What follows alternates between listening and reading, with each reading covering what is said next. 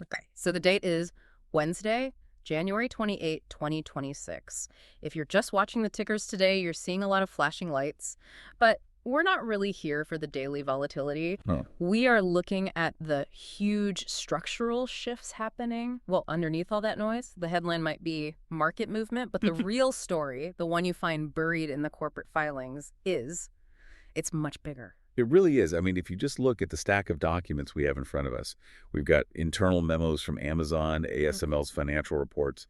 You can see we're not just looking at companies reacting to a bad quarter. No. We're witnessing a fundamental, let's call it a hardening of the corporate world. Yep. It's a strategic realignment where, revenue growth and headcount growth are officially getting a divorce. That's the exact thread we need to pull on today. We're going to look at this great decoupling, as you call it, of profit from people. We'll see how it's playing out in big tech and logistics.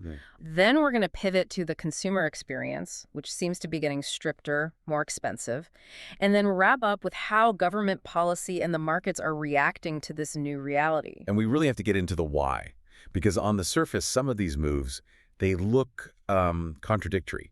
You see record earnings right next to mass layoffs. Right. You see companies fighting for users, but at the same time, they're locking down their platforms. Hey. It's a messy picture, but I promise you there is a logic to it. So let's start with the labor market, because the numbers coming out of Amazon and UPS are just massive. They are. Amazon just announced they're cutting roughly 16,000 corporate roles. And for context, this isn't their first round. This is round 2 in just 3 months. Exactly. And, usually when you see back-to-back cuts like that, it signals a cash flow crisis. But that's not what's happening. Amazon isn't bleeding cash. Not at all. They're cash rich. They're very cash rich. This is a deliberate streamlining of layers. The wording in their memo is so specific. They're targeting middle management, administrative roles. The goal isn't just to save money, is to reallocate that capital, specifically toward AI infrastructure. A capital rotation. So out with the managers, in with the GPUs. In a way, yeah. But look at the severance. Most U.S. staff are getting a 90-day window to find another internal role before they're separated. So it's not a pack your box and leave today situation. No, it's a softer landing, for sure. But it signals that the company believes it can operate at scale with significantly fewer human decision makers. And this efficiency drive is bleeding into logistics, too. UPS is eliminating up to 30,000 operational roles in 2026. I mean, that number is just staggering for a single year. It is, but you really have to view UPS and Amazon as these interconnected ecosystems. A major driver for UPS here is what they're calling unwinding Amazon volumes. As Amazon builds out its own last-mile delivery network, they just rely less on UPS. So UPS is left with all this excess capacity. They're closing 24 more buildings, shedding headcount to match that lower volume. But interestingly, they're not just firing 30,000 people tomorrow. No, and this is a key distinction we're seeing in 2026. They're using attrition and buyouts. They're just not replacing people who leave, and they're offering incentives for others to retire early. So the goal is to save $3 billion, but they're doing it by letting the workforce shrink almost naturally. It's less traumatic for the headlines for sure, but the economic result is identical. 30,000 fewer jobs exist in the economy.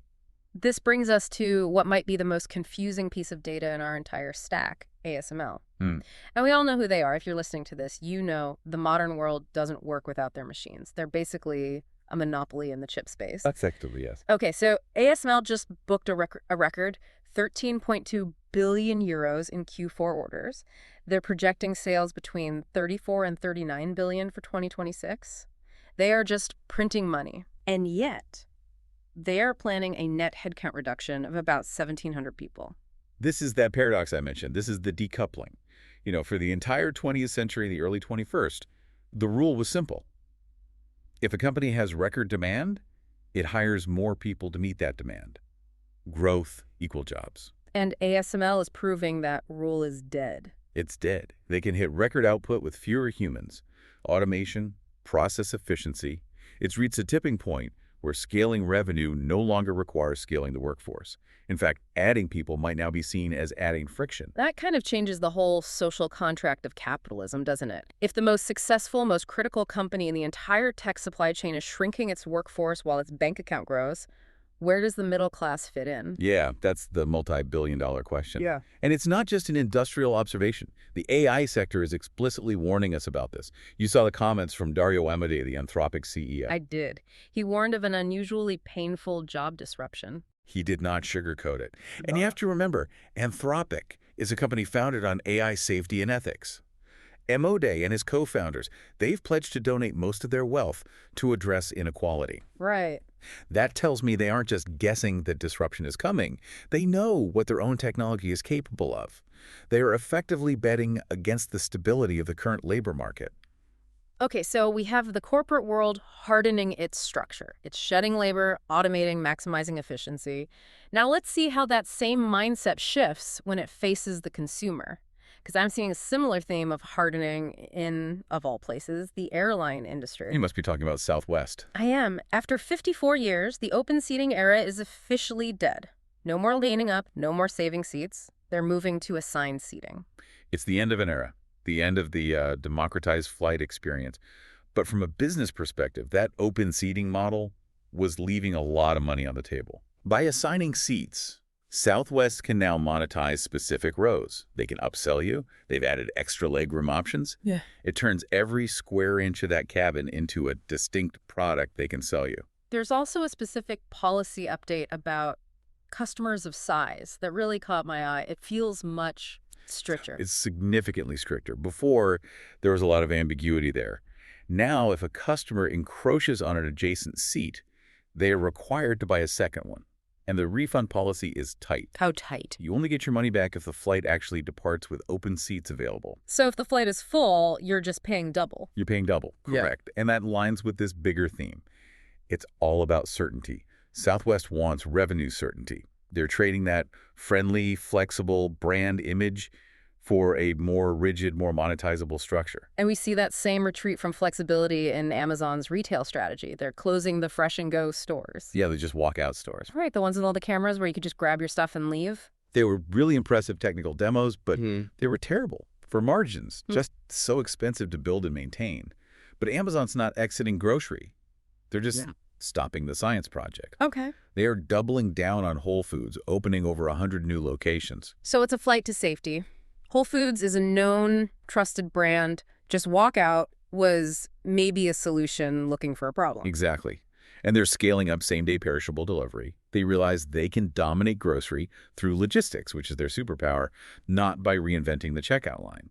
Again, it's a move away from experimental growth toward proven returns. It really feels like companies are just battening down the hatches. And when you look at consumer confidence, you see why. The Conference Board's index just hit a 12-year low, 84.5. That's the lowest it's been since 2014. And you have to think about the psychological weight of that. Consumers are dealing with sticky prices. They're hearing about these huge layoffs. At UPS, at Amazon, and they're worried about tariffs raising prices even more. So they pull back.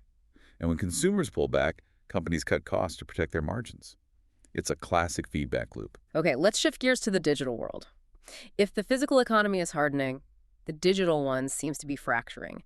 TikTok is trying to save its U.S. operations with this new USDS joint venture.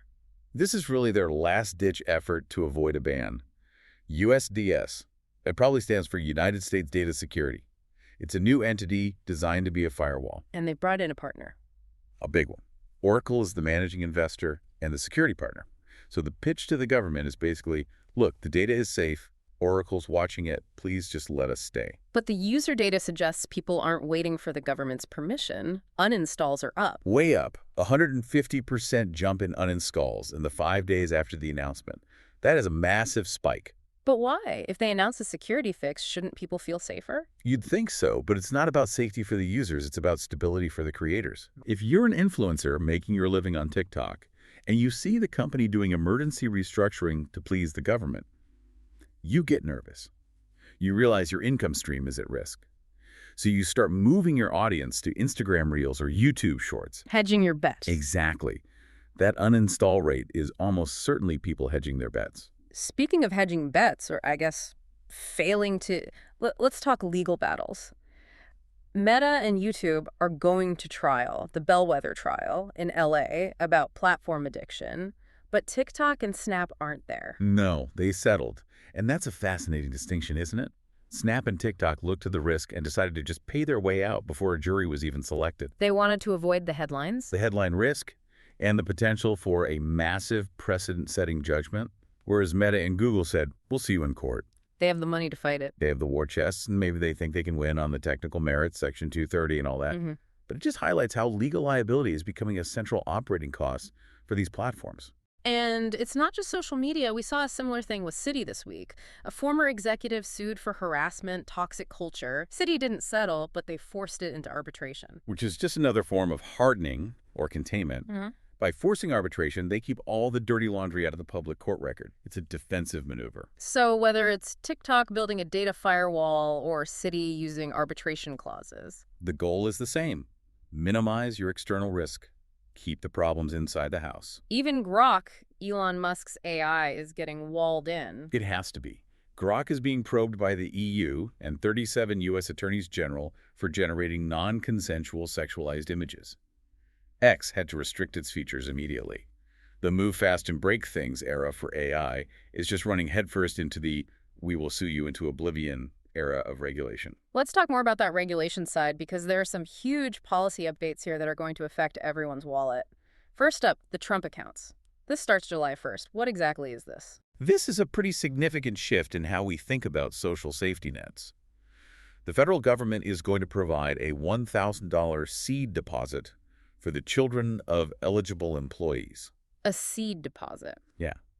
The idea is that it grows over 18 years into a nest egg for college or maybe starting a business. Okay, that sounds nice free money for kids. But there's a corporate piece to this too, right? That's the key. Bank of America and Intel have already signed on to match these deposits. So now you have this system where your child's financial stability is tied partially to the government, but also to your employer's benevolence. It feels like a move toward privatizing the safety net. It's exactly that. Instead of funding a broader social program, we're creating individual investment accounts. It encourages participation in the financial markets from birth. But the critics must be saying it could deepen inequality if only kids whose parents work at Intel get the matching funds. That's the argument. It could create a two-tier system for kids before they can even walk. Okay, and speaking of government spending, the healthcare sector took a massive hit this week. United Health Group stock plunged, and it's all because of one tiny number, 0.09%. It sounds like a rounding error, doesn't it? The Centers for Medicare and Medicaid Services proposed a 0.09% increase to Medicare Advantage rates for 2027. So help me with the math here. An increase is an increase. Why did the stock crash? Because of inflation. In the medical world, costs, nurse wages, equipment, drugs are rising by, 2, 3, maybe 4% a year. Okay. So if your revenue from the government only goes up by 0.09%, you are effectively taking a massive pay cut in real terms.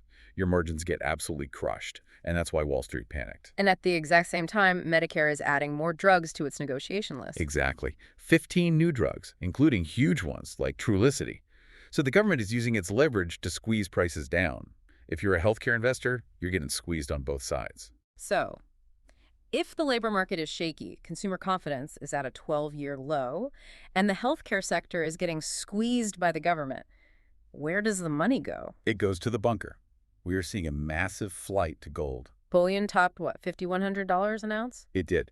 And BMO is predicting it could hit $8,650 by 2027. Yeah. I mean, that is an incredibly bullish call. But it makes sense in this context. If you don't trust the labor market and you're worried about the deficit and inflation, gold is the classic hedge. It's also a reaction to the Fed, isn't it? They're kind of stuck. They are in a terrible bind. They're holding rates at 3.50 to 3.75%. Usually, if the job market slows down like we're seeing, the Fed cuts rates to stimulate growth. Right. But inflation is sticky. Prices just aren't coming down fast enough, so they can't cut. They just have to sit there and watch. And that paralysis makes investors nervous. Nervous investors buy gold. It connects right back to that theme of hardening you mentioned at the very start. Gold is a hard asset. Assigned seats are a hard policy. Layoffs are a hard reality. That really is the synthesis here. In 2026, the fluidity of those post-pandemic years is just, it's gone. Companies aren't experimenting anymore. They're optimizing. They aren't trying to make everyone happy. They're trying to make sure they survive and stay profitable. Even if it means alienating some customers or, shedding workers, it's a defensive crouch. It is. And the companies doing it best, like ASML, are proving that they can thrive financially while decoupling from the human workforce. That leaves us with a pretty heavy thought to chew on. We've always just assumed that healthy corporation means a healthy workforce. But ASML, Amazon, all these AI developments, they're suggesting that link is broken. It's not just broken. It might be obsolete. If we are moving into an economy where corporate efficiency is inversely correlated with headcount, we have a major demand problem coming down the pipe. Right, because robots don't buy groceries at Whole Foods. And they don't buy plane tickets on Southwest. Exactly. Yeah. The consumer is the engine of the economy. If this efficiency trend erodes the consumer's ability to spend, the whole cycle just grinds to a halt. So that 12-year low in consumer confidence might just be the canary in the coal mine. It very well could be. Something to think about next time you see a stock market rally headline.